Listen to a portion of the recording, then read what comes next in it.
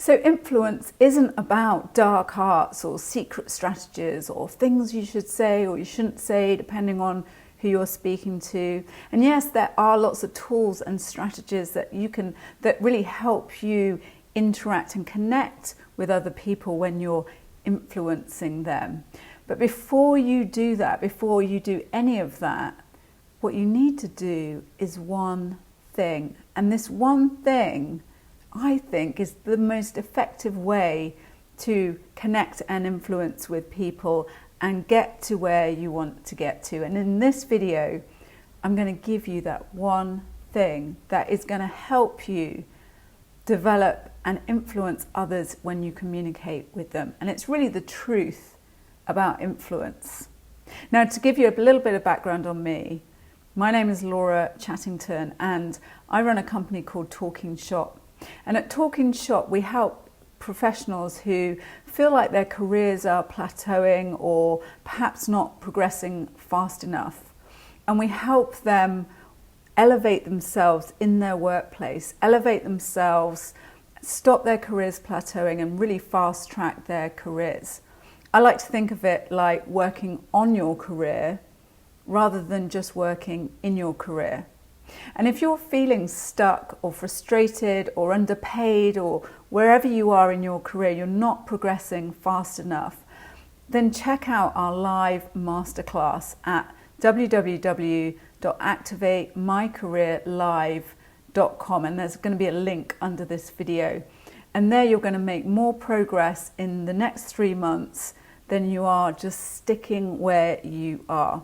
So that's www.activatemycareerlive.com.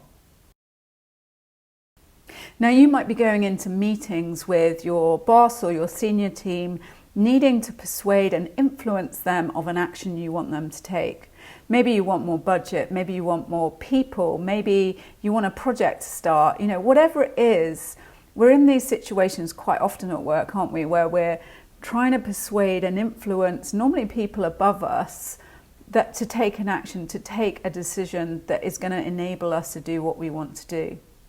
Sometimes they say yes, and sometimes they say no. And quite a lot of the time, they're kind of like, and they ask you questions, and it kind of doesn't always go the way you want it to. I actually used to have a weekly update with a senior member of the company I worked in, and I had to give that weekly review on the progress of everything that was going on. And there would be things that I would put forward, propositions I would put forward, like we should do this and we should do that, and recommendations. And it always felt like the answer to my recommendations were, yeah, well, let's have a look into this and let's have a look into that and let's think about it. And I always felt like I was never going to get the answer I wanted. And then I just tried a different tactic. I tried a different tactic in the way that I framed what I said, my proposition. And what I did was I started from the point of, in this case, was what our competitors were doing. What our competitors were doing that we weren't, or what we should do to look better than our competitors. Because I'd worked out that the number one priority when it came to the communication plan in this company, the trigger, let's say, to the senior team was making sure that we were at least as good as, if not better than our competitors. We were seen externally as better or as good as our competitors. Now, I needed the sort of data points that I had brought in already. I needed the sort of backup of recommendations, and here are the data points, and here's the risk, associated with it, and here are all the plans of what we're going to do. But the thing that would influence them to make that decision was starting from a place of saying, well, this is what our competitors are doing, and here's the competitor analysis, and we look like really behind our competitors. So my recommendation is to do X, Y, and Z, and here's the plan to do it.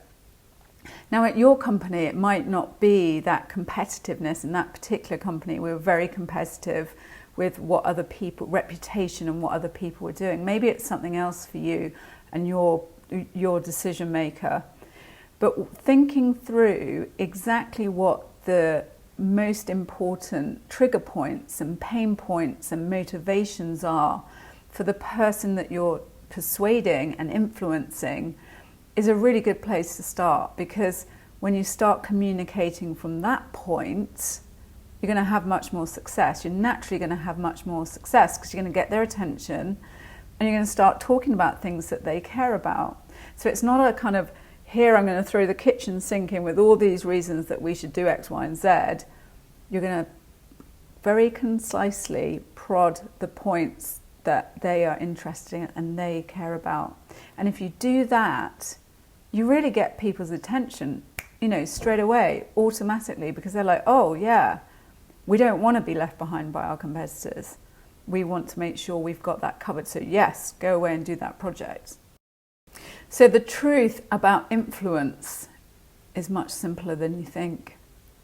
The number one truth to influencing other people who you interact with is identifying what is most important to them and position what you say in terms of their priorities. Thinking very consciously about what they care about, what they want, what their pain points are, what they think about, what you're talking about, where they are in terms of what you're talking about, what is important to them, what keeps them up at night, what do they worry about, what are they always talking about. All the things that are focused on their thinking are the points that you can start and position what you're saying to that person to get their attention. It's really, really effective, and it's really important to do that. Most of us start from our own perspective, our own experience, our own priorities, and that is a natural thing to do, but it's not the way you influence others. You don't want to start from your perspective, your experience, and your priorities.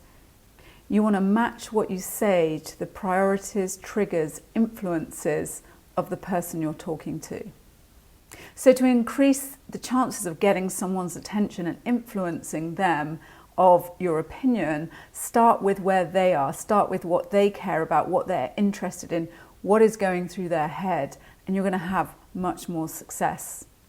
Identify what is most important to them and position what you say, your recommendations, what you want from the interaction in terms of their priorities, and that way you're going to get their attention.